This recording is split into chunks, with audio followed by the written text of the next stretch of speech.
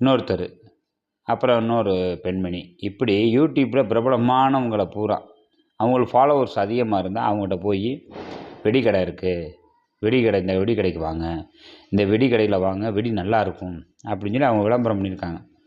அதே மாதிரி இங்கிட்டு கிருஷ்ணகிரி பக்கம் ஏதோ ஒரு யூடியூப் ஃபேமஸ் ஆனவங்கள வச்சு பண்ணியிருக்காங்க. இப்படி பண்ணும்பொழுது இந்த யூடியூப் பிரமுகர்கள் இருக்காங்க பாருங்கள், பிரபலம், அவங்க வந்து வெடிக்கடைக்கு பூரா விளம்பரம் பண்ணியிருக்காங்க. தீபாவளிக்கு வெடி வாங்குங்க, இந்த கடையில் வெடி வாங்குங்க, பணத்தை ஆன்லைனில் கட்டுங்க, பணம் ஆன்லைனில் கட்டினீங்கன்னா உங்களுக்கு வெடி வீட்டுக்கு வந்துடும், விலை கம்மியான வெடி, அப்படி இப்படின்னு.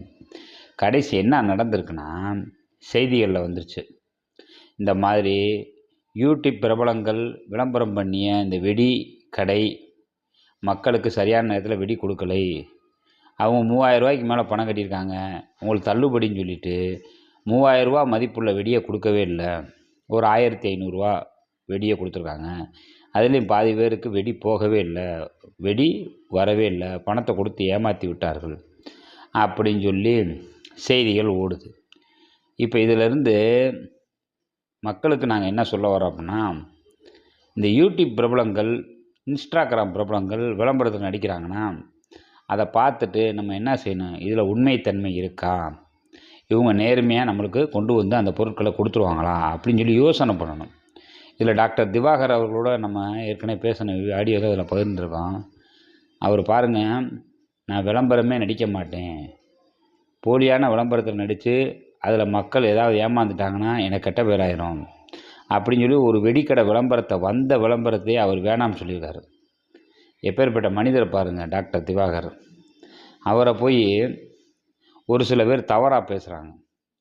இன்றைக்கு பாருங்கள், பிக்பாஸ் வீட்டுக்குள்ளே போயிட்டார், அவர் தான் டைட்டில் வாங்க போகிறாருன்னு சொல்லி மக்கள் பூரா பரவலாக பேசிக்கிருக்காங்க. நாளுக்கு நாள் பொதுமக்களுடைய ஆதரவு அவருக்கு அதிகமாக வருது.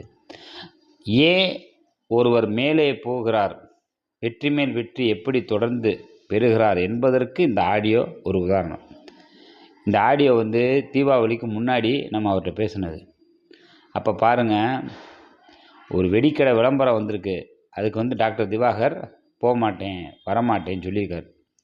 ஏன் சொன்னார், மக்களை ஏமாற்றிடக்கூடாது, உண்மைத்தன்மை இல்லைன்னா நம்ம மாட்டிக்கிடுவோம் அப்படின்னு. ஆனால் மற்ற யூடியூப் பிரபலங்கள் அதை பற்றி அவங்க எதுவுமே நமக்கு பணம் வந்தால் போதும் அப்படின்னு சொல்லிட்டு என்ன பண்ணியிருக்காங்க, போய் விளம்பரம் பண்ணியிருக்காங்க. இன்ஸ்டா பிரபலம், யூடியூப் பிரபலங்கள் என்ன ஏதுன்னு விசாரிக்காமல் நமக்கு பணம் வந்துருச்சா ஓகே அப்படின்னு சொல்லி விளம்பரம். இந்த விளம்பரத்தை பார்த்த ஃபாலோவர்ஸ்